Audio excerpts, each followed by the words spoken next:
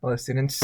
So today is day 5 of the week, and today we're going to continue talking about Dr. Martin Luther King Jr. and what the impact of his death was. And so we kind of just talked about, his early life, talked about, his education and his family life as well. But today we're going to talk about his death and legacy. So King died on April 4th, 1968 in Memphis, Tennessee. He was in a hotel room, and the fatal shot, it was one fatal shot, and he died because of it. He was killed by James Earl Ray. He was assassinated by him. Sorry, I meant assassinated. In assassination, the difference between assassination and murder is assassination is usually done for a political reason or some ideology. So his legacy still impacts people today.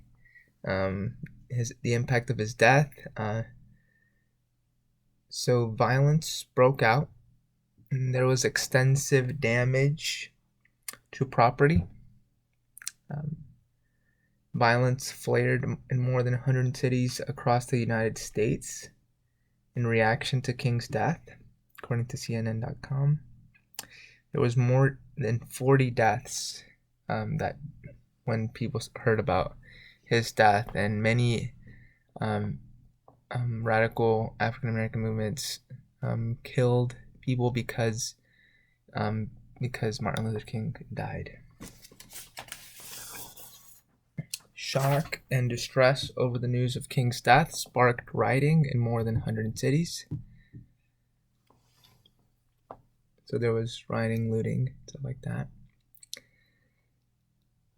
President Lyndon B. Johnson urged Americans to reject the blind violence that had killed Martin Luther King.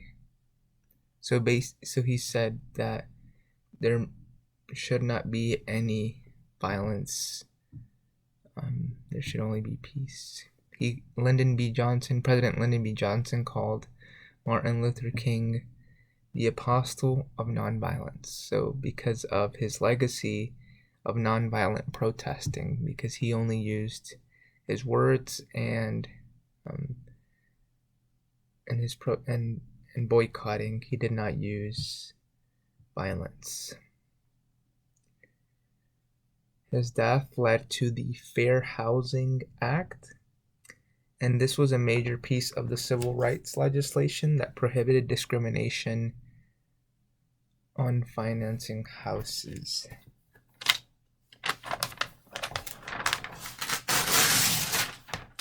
Also concerning the sale, rental, and financing of houses based on race, religion, national origin, or gender. And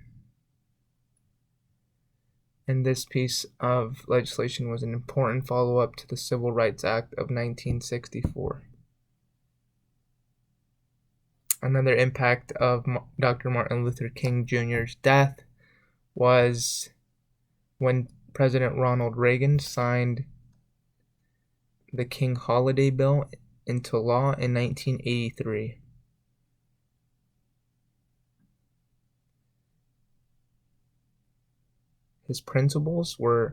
Martin Luther King's principles were fundamental Christianity, the church, and the Bible, and American principles as well.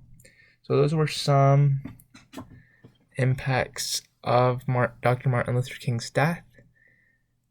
So that is the lecture for today. See y'all.